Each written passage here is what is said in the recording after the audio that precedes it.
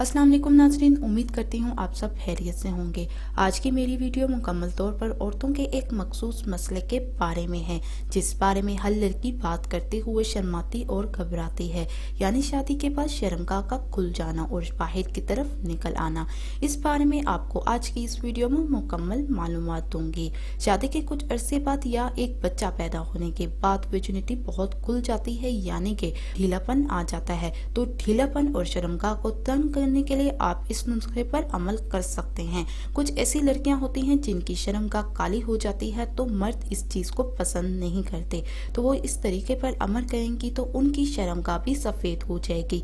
इस मसले के हल के लिए कुछ आजमूदा और मुजरिब नुस्खे बताऊंगी, जिसके इस्तेमाल से चंद दिनों में औरत की शर्मगाह कंवारी लड़की जैसी हो जाएगी और इस नुस्खे को करने से आपको लकोरिया की बीमारी से भी निजात मिलेगी। अक्सर मर्दों को ढीली शर्मगाह पसंद नहीं होती, क्योंकि मर्द फहाशी वीडियोस देख कर उनके दिमाग में कुछ ऐसी चीजें बैठ जाती हैं जो वो हमबिस्ती के दौरान करना चाहते हैं, तो ऐसा मुमकिन नहीं होता।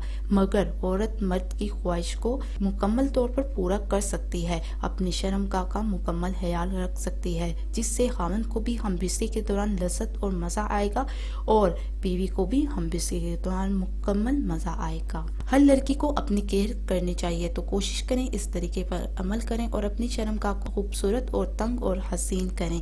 इस तरह आपकी अज़वाजी जिंदगी भी खुशगवार गुजरेगी। पहला नुस्खा ये है कि 5 ग्राम आंवला खुश और 20 ग्राम फटकरी लें। दोनों चीजों को 2 लीटर पानी में इतना बॉयल करें कि पानी आधा रह जाए। इस पानी से औरत अपनी वजीना को दिन में 3 से 4 मरतबा धो ले। इससे आपकी शर्मगाह कंवारी लड़की जैसे हो जाएगी और जल्द ही रिजल्ट भी आपके सामने आ जाएगा। दूसरा नुस्खा यह है कि फटकरी को गर्म पानी में घोल लें जब तक फटकरी मुकम्मल घुल न जाए। जब फटकरी मुकम्मल घुल जाए तो फटकरी वाला पानी किसी स्प्रे वाली बोतल में डाल लें, फिर उसी पानी से अपनी वजीना को धोना है। 2 से 3 मरतबा ये अमल आप दिन में कर सकते हैं रोजाना। इस तरीके को करने से आपकी शर्मगाह तंग हो जाएगी। तो ये थी आज की हमारी वीडियो। उम्मीद है आपको वीडियो पसंद आई होगी। तो आप इस वीडियो पर अमल करते हुए कमेंट्स में अपनी राय का इजहार कर सकते हैं और साथ साथ सब्सक्राइब करें ताकि नई आने वाली वीडियो आप तक पहुंच सके। अल्लाह हाफिज। दुआ में याद रखना ना भूलिएगा।